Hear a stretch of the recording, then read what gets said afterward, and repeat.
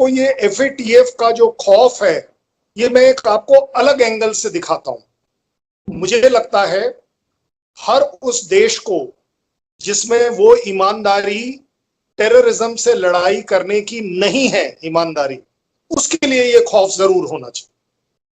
साथ ही साथ बड़ी जिम्मेदारी से कह रहा हूं, मुझे लगता है पाकिस्तान को इससे चिंता नहीं होनी चाहिए। अगर उसकी इंटेंशन, जैसा ब्रिगेडियर साहब ने कहा कि हम खुद तकलीफ में, टेररिज्म की तकलीफ में रह चुके हैं, रह रहे हैं, जिसमें आपको रोड़ा अटकाएगा चाइना जैसा कंट्री, हो सकता है US भी अटकाए। Hello friends, welcome to AP Gyan channel where you get videos from Pakistani news media. And आज की जो लेटेस्ट वीडियो है काफ़ी मज़ेदार, काफ़ी इंटरेस्टिंग है, और वो इसलिए बिकॉज इस वीडियो के अंदर आरजू काज़मी जी हैं और आपको पता है कि उनका वीडियो का डिस्कशन काफ़ी एक अच्छी क्वालिटी का होता है। साथ ही साथ इसमें जो भारतीय कर्नल साहब हैं उन्होंने भी एक अच्छा उन्होंने बोला है, तो आपको इस वीडियो को सुनने में काफ़ी मज़ा आने वाला है, आपको काफ़ी कुछ इन्फॉर्मेशन भी मिलने वाली है। तो ये वीडियो अंत तक ज़रूर देखें और अपनी राय दें। साथ ही साथ फ्रेंड, आपसे रिक्वेस्ट है कि अगर आपने इस चैनल को से आपने सब्सक्राइब नहीं किया है तो प्लीज़ उसके लिए जो नीचे जो रेड बटन है सब्सक्राइब का, उसको दबाने के बाद बगल में जो टॉप के घंटे की पिक्चर आएगा उसको दबा के इस चैनल को सब्सक्राइब करें, ताकि आपको आने वाले सारी वीडियो का नोटिफिकेशन मिले। और फ्रेंड, ये फ्री होता है तो जी खोल करके सब्सक्राइब करें। थैंक यू, धन्यवाद।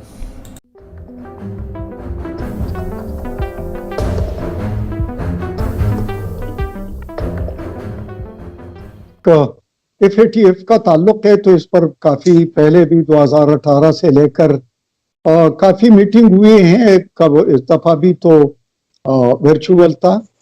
अलबत्ता ये जो प्लान था अगस्त के लिए, उसके बाद ये प्लान हो गया 22-23 अक्टूबर के लिए, जो कि इस महीने के तकरीबन 2 हफ्ते बाद होना है, कि Pakistan hopefully it will get out of the grey list. और उसकी रीजन ये है कि एक तो जो अफगानिस्तान का अमन है उसमें जो पाकिस्तान का है और यूरोप और बाकी ममालिक उसको बेहतर नजर से भी देखते हैं। बिल्कुल जी। कर्नल साहब, आपने बात सुनी तो आप क्या कहेंगे? आपको लगता है कि कुछ इसमें से हम पॉजिटिव बात भी कर सकते हैं, या जैसे हमने पहले भी बात की थी कि हम आज के शो में ब्लेम गेम नहीं खेलेंगे? आरजू जी, थैंक यू वेरी मच। जय हिंद।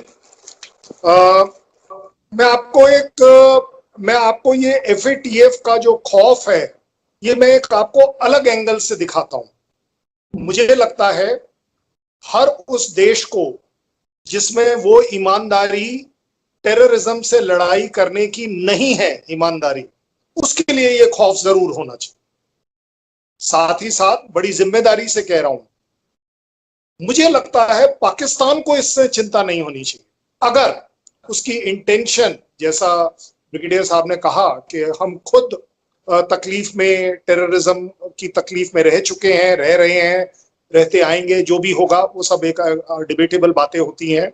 लेकिन मुद्दे की बात यह है कि अगर टेररिज्म पाकिस्तान को अफेक्ट कर रहा है, उसको शायद पीछे धकेल रहा है, उसको तकलीफ दे रहा है, उसकी रेपुटेशन को खराब कर रहा है, उसके फाइनेंसेस को खराब कर रहा है, उसकी डेवलपमेंट को खराब कर रहा है, इंटरनेशनल इमेज को खराब कर रहा है, अगर ये सारी चीजें एक समझदार देश, एक समझदार गवर्नमेंट और एक समझदार नागरिक अगर इससे समझे, तो मुझे लगता है उसके लिए ये सिर्फ चैलेंज है।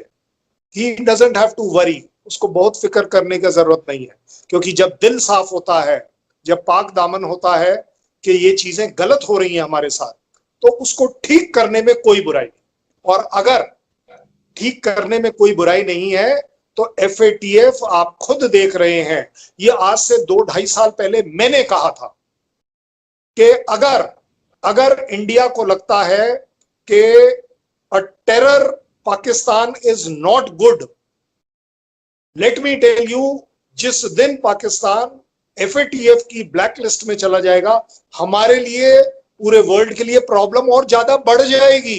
जी ब्रिगेडियर साहब, आपने बात सुनी, आप क्या रिप्लाई करेंगे?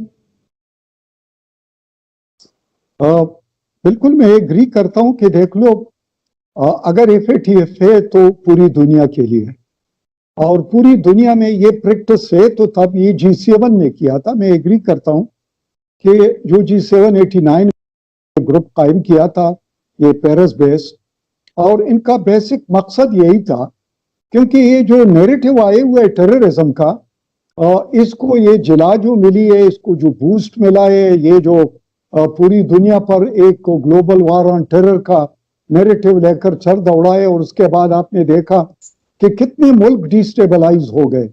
आप लीबिया को देख लो, आप सीरिया को देख लो, आप इराक को देख लो, इसके अलावा लेबनान को देख लो, अफगानिस्तान को देख लो, कितने। मैं सही बोल रहा हूं, मैं कह रहा हूं आप ह्यूमन डेवलपमेंट इंडेक्स और पर कैपिटा इनकम कंपेयर कर आप अपने ही लोगों को दोनों दिखा दीजिए कि ये देखिए, जब हम हमारे ऊपर FATF जैसी कोई खतरनाक चीज नहीं थी तब ये था, और स्लोली हम इसको नीचे ले गए, जो आप पाएंगे कि वो नीचे गया है। और अब जब नीचे चला गया तो मुझे आप एक बात बताइए, वो पैसा गया कहां?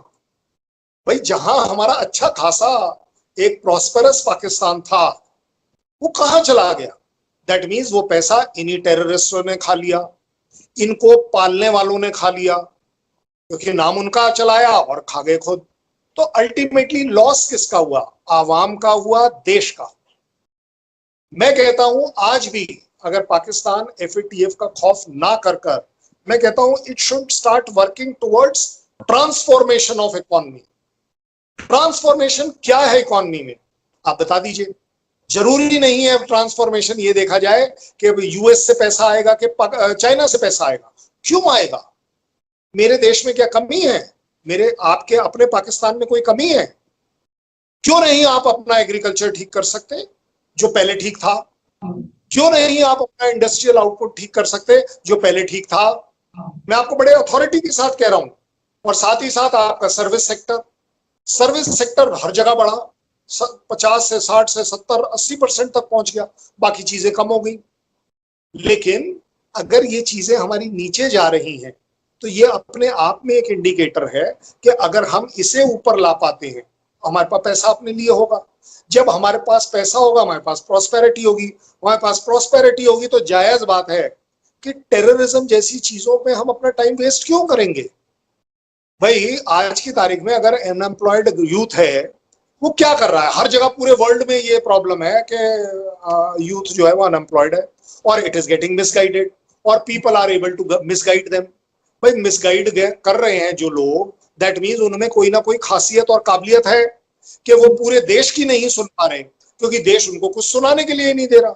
आप उसे बिजी नहीं कर रहे। मैं आपको बता रहा हूं, हमने श्रीनगर में ट्राई किया कि बच्चे फुटबॉल खेलें। क्या फुटबॉल का उनका क्रेज चल पड़ा है वहां? मतलब कॉलोनी वाइज, एरिया वाइज वो अपने मैचेस कर रहे हैं। देखिए, जैसे जैसे आप लोगों को कोई चीज देंगे बिजी होने के लिए, आप लिफ्ट होने के लिए, डेवलपमेंट की तरफ देखने के लिए, लोग अपने आप चल पड़ते। इसका बड़ा सीधा साधा उदाहरण है जो ब्रिगेडियर साहब ने बोला कि एक टाइम था कि मोबाइल था ही नहीं, आज मोबाइल है। लेकिन अगर मोबाइल को